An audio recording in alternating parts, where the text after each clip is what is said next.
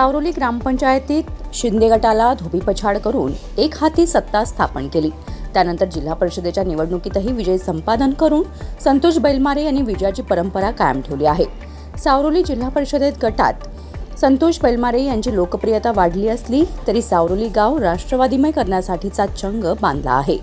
असे असताना शिंदे गटाचे मातब्बर 3 ग्रामपंचायत सदस्यांचा राष्ट्रवादीत पक्षप्रवेश करून आपला करिश्मा कायम ठेवला आहे।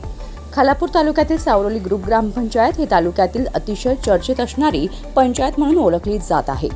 या ग्रामपंचायतीवर शिवसेना शिंदे गटाचे 3 वेळा निवडून आलेले तरुण तडफदार नेतृत्व सागर घोसाळकर यांच्या नेतृत्वाखाली सहकारी सदस्य रुणाली योगेश बारड, चित्रा स्वप्नील घोसाळकर यांसह ज्येष्ठ कार्यकर्ते विश्वास घोसाळकर, सदानंद चोगले, राजेंद्र यशवंत घोसाळकर, प्रदीप घोसाळकर, सुनील बारड, अनिल मोरसिंग, दिलीप बारड, जयंत घोसाळकर, योगेश बारड, विजय धुमाळ, निवास बारड यांचा आदिवासी बांधव, ग्रामस्थ, महिला असे जवळपास 150हून अधिक कार्यकर्त्यांनी अजित पवार राष्ट्रवादी काँग्रेस पक्षामध्ये राष्ट्रवादीचे प्रदेशाध्यक्ष खासदार सुनील तटकरे यांच्या उपस्थितीत जाहीर प्रवेश करून शिवसेना शिंदे गटाला धक्का दिला आहे।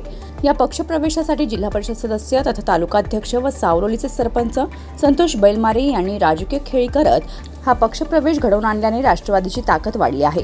त्यामुळे तटकरे यांनी बैलमारे यांचे विशेष कौतुक केले।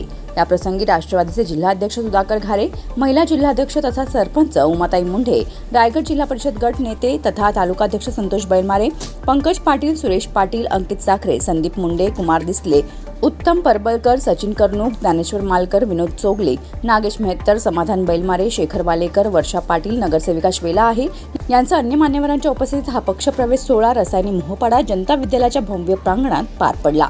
Bureau report, news 46, Raigad, Khopoli.